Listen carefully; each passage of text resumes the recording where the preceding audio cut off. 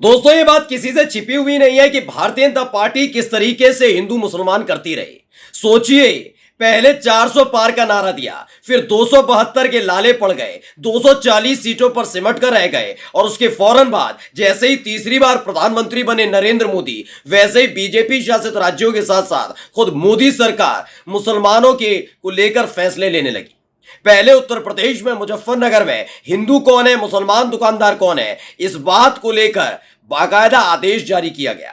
तो उसके बाद मुस्लिम वक्फ बोर्ड संशोधन बिल लाया गया। वहीं असम के अंदर हेमंत बिस्व शर्मा, जो मुसलमानों के खिलाफ गंदगी उगलने के लिए पीएचडी धारक हैं, उन्होंने असम विधानसभा में 1937 से चली आ रही एक रवायत जिसके तहत मुस्लिम विधायकों को शुक्रवार के दिन विधानसभा सत्र के वक्त जुमे की नमाज का ब्रेक दिया जाता है, वो खत्म कर दिया।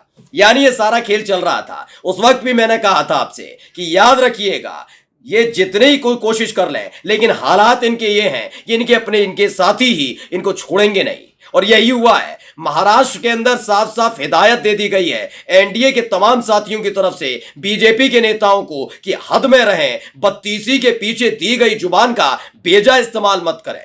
और इसी के साथ एनडीए में बगावत की पहली चिंगारी मुसलमान के खिलाफ उगली जा रही गंदगी को लेकर सामने आ गई। नमस्कार, मैं हूं प्रज्वल गौतम और आप देख रहे हैं द कंटाप। महाराष्ट्र की यह खबर इसलिए जरूरी हो जाती है दोस्तों, क्योंकि महाराष्ट्र में इस साल के आखिर में विधानसभा चुनाव होने जा रहा है। लोकसभा चुनाव भी इसी साल हुआ था ना, तो देखा था बीजेपी की वजह से उनके दोनों सहयोगी, चाहे वो अजित पवार हो चाहे वो एकनाथ शिंदे हो, दोनों का बेड़ा गर्क हो गया था। हालत इतनी खराब हो गई कि इंडिया गठबंधन ने बार बार पानी पीने पर मजबूर कर दिया था। अब ये समझ गए कि बीजेपी की रीति नीति यह है कि विशेष समुदाय यानी मुसलमानों के खिलाफ जमकर गंदगी उगलते हैं। ऐसे ही उनका एक बिगड़ैल विधायक नितेश राणा सामने आया था, नितेश राणे ने आगे आकर महाराज रामगिरी, जिस व्यक्ति ने साधु के भेष में, संत के भेष में बैठकर मुसलमानों के सर्वोच्च मोहम्मद पैगंबर साहब के खिलाफ गंदी और अभद्र टिप्पणी की थी, उनका समर्थन किया था। कहा था कि रामगिरी को लेकर अगर कुछ भी कहा गया तो मस्जिदों में घुस कर मारेंगे।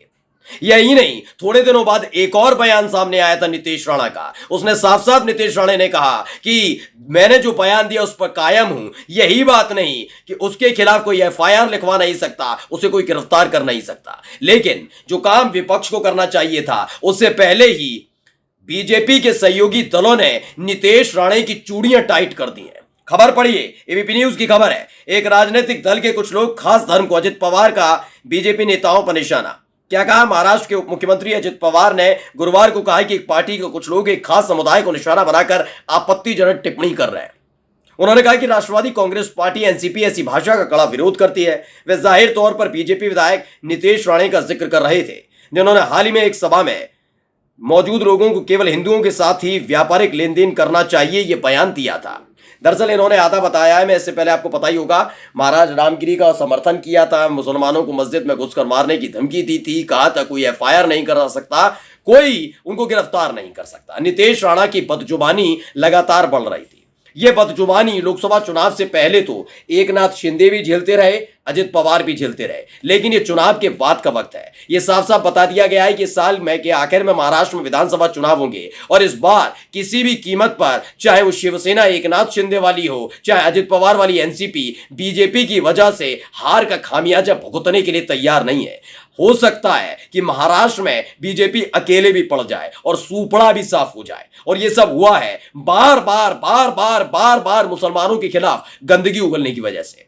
क्या कहा उन्होंने? देखिए, चाकड़ में एक सभा को संबोधित करते हुए उप मुख्यमंत्री अजित पवार ने कहा, आज एक राजनीतिक दल के कुछ लोग एक खास समुदाय और धर्म को निशाना बनाकर अपमानजनक भाषा का इस्तेमाल कर रहे हैं। हम ऐसी भाषा का समर्थन नहीं करते और इसका कड़ा विरोध करते हैं। इस तरह की आपत्तिजनक भाषा समाज में दरार पैदा करती है। अब ये हम नहीं कह रहे, ये कांग्रेस नहीं कर रही, विपक्षी पार्टियां नहीं कह रही, आपकी अपनी पार्टी कह रही है, आपकी अपनी पार्टी के सहयोगी कह रहे हैं कि आपकी पार्टी के विधायक देश तोड़ने का काम करते हैं। मैं नहीं कह रहा हूं। समाज के अंदर अगर दरार पड़ेगी तो देश में माहौल खराब होगा। कौन कर रहा है? ये बीजेपी के विधायक कर रहे हैं, संवैधानिक पद पर बैठे हुए। पहले बात तो नितेश राणे जैसे लोगों को विधायक मानता ही नहीं हूं, क्योंकि विधायक को माननीय कहा जाता है। ये माननीय जैसे कोई काम नहीं करते। खैर, ये तो बात हुई अजित पवार की। अब आपको लेकर चलता हूं एकनाथ शिंदे की तरफ। एकनाथ शिंदे की एक विधायक हैं, खबर पढ़िए एबीपी न्यूज की। एकनाथ शिंदे की पार्टी शिवसेना की एमएलए यामिनी जाधव ने बांटे बुर्के, बीजेपी बोली तुष्टीकरण की राजनीति को। हुआ क्या है, इसमें खबर बताई गई महाराष्ट्र में गुरुवार को शिवसेना की विधायक, कौन सी वाली, एकनाथ शिंदे वाली, यामिनी जाधव की ओर से मुस्लिम महिलाओं को बुर्का बांटने का वीडियो वायरल हुआ। इस पर सत्तारूढ़ सहयोगी बीजेपी ने कहा कि ये उनका विशेष अधिकार है, लेकिन वो इस तरह की तुष्टीकरण की राजनीति को स्वीकार नहीं करती। यानी बीजेपी का कहना है कि वो तुष्टीकरण की राजनीति नहीं करती, जबकि उनकी अपनी सहयोगी एकनाथ शिंदे की शिवसेना की एमएलए बाकायदा बुर्के बांटती है। ये इनके पेट में मरोड़ उठाने के लिए इसलिए भी काफी है क्योंकि आपको याद होगा कर्नाटक में जब बीजेपी की सरकार हुआ करती थी तब बेचारी जो छोटी छोटी बच्चियां कॉलेज स्कूल जाती थी, उनका गुंडे मवाली लुच्चे लफंगे लंपट ये पीछा करते थे, बदतमीजी करते थे, जय श्री राम के नारे का जयकारा है लेकिन नारे लगाकर उन्हें परेशान किया करते थे। यहां तक के हालात पैदा कर दिए गए कि हिजाब बैन तक की बात की जाने लगी। लड़कियां जो बच्चियां थी इनके डर की वजह से स्कूल जाना बंद कर रही थी। ये तमाम चीजें इसी देश के अंदर हुई हैं। वैसे बेटी बचाओ बेटी पढ़ाओ का बात करते थे प्रधानमंत्री नरेंद्र मोदी, 3 तलाक के नाम पर बड़ा छाती चौड़ी करते थे, लेकिन जब उनकी ही पार्टी की सरकार के वक्त कुछ लुच्चे लफंगे बदतमीजी बदसलूकी इन बच्चियों से कर रहे थे हिजाब वाली, तभी चुप्पी साध कर बैठे थे, मुंह सिलकर बैठे हुए थे।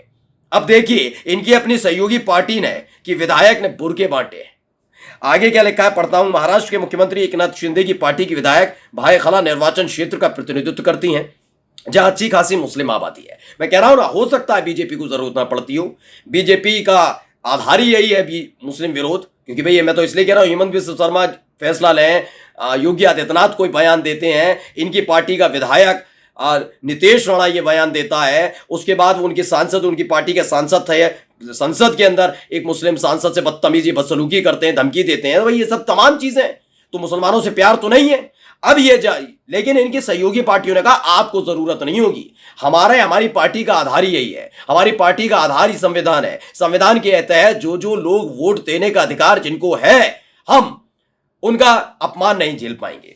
अब देखिए इसमें क्या लिखा है, एक वीडियो में यामिनी जाधव बुर्का बांटती नजर आ रही हैं, जबकि दूसरे वीडियो में कह रही हैं कि वितरण आगामी राज्य चुनावों को ध्यान में रखकर नहीं किया जा रहा है।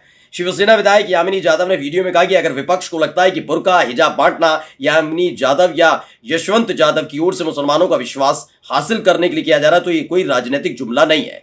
दरअसल पहले तो यामिनी जाधव को अपनी ही पार्टी के सहयोगी पार्टी यानी बीजेपी के नेताओं को समझाना होगा, क्योंकि वही मुसलमानों के खिलाफ गंदगी उगलने का काम करते हैं। उनको समझाना होगा कि बुर्के का मतलब क्या है, हिजाब का मतलब क्या है, दाढ़ी टोपी का मतलब क्या है, मस्जिद का मतलब क्या है, कुरान मुसलमान का मतलब क्या है, क्योंकि वही तो गंदगियां फैलाते हैं। पहले उनको समझाइए, विपक्ष तो बाद में समझ ही जाएगा। नमस्कार।